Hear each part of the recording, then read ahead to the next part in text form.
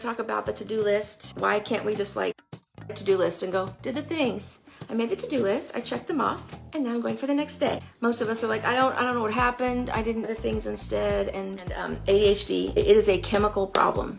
Brain chemistry, scientific, neurological, electrical problem. Trying to come up with techniques and tricks that trick your brain into doing what we need it to do. It's Dr. Thomas Brown, an associate director at Yale, the Department of Mental Health Sciences, whatever. The brain makes 50 chemicals that help it interpret and pass along the messages. The neurons, is it neurons? They're not connected to each other. Like if this is a neuron branch and this is a branch, they're like this. There's a little gap in there. He said picture sort of like mushroom caps. How would I make a mushroom cap? Our brain functions on low voltage electrical impulses, which still freaks me out. So the messages, they have to jump that little gap for this one to grab it and suck it this way. So we don't have all the chemicals make it do that efficiently. Okay, so I mean neurological chemical problem. And these are just things to try. It either will work or it won't. One of them will work for you. We need dopamine, we need progress, momentum. This is a better word for it, I think.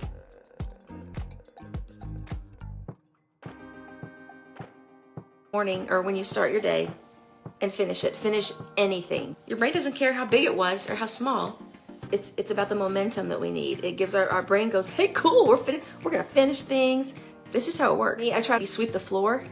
It's crystal clean, which means it's clean-ish. It gives you a dopamine hit. You might try that. Here's another thing to try. The concept of the brain dump. Put all the thoughts down on paper. It's like a tool. It's not a to-do list. It's not a to-do list. Put it all down and get it out of your mind. Writing stuff down to help process information. We know that this is a fact. So I'm gonna write down the stuff, and from that, then you make your to-do list with 3 or 4, or whatever works for you. What are the 3 things that need to happen today that will make me feel good at the end of the day?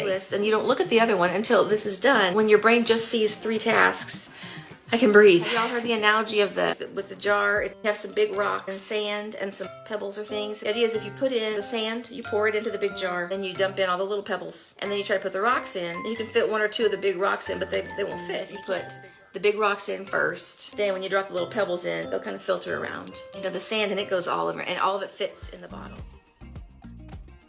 I have to do more than 3 things. That's not gonna work because there are like 8 things I have to do.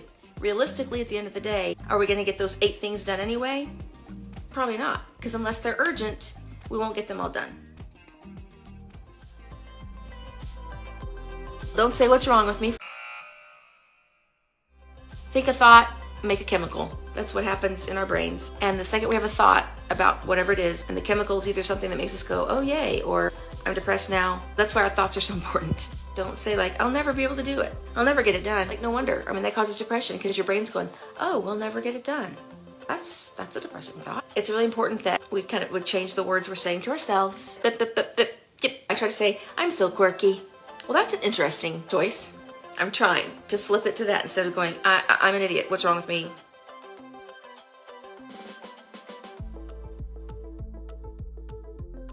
Like you brush your teeth. Maybe add on a tiny little thing with it so that eventually it will fire and wire together.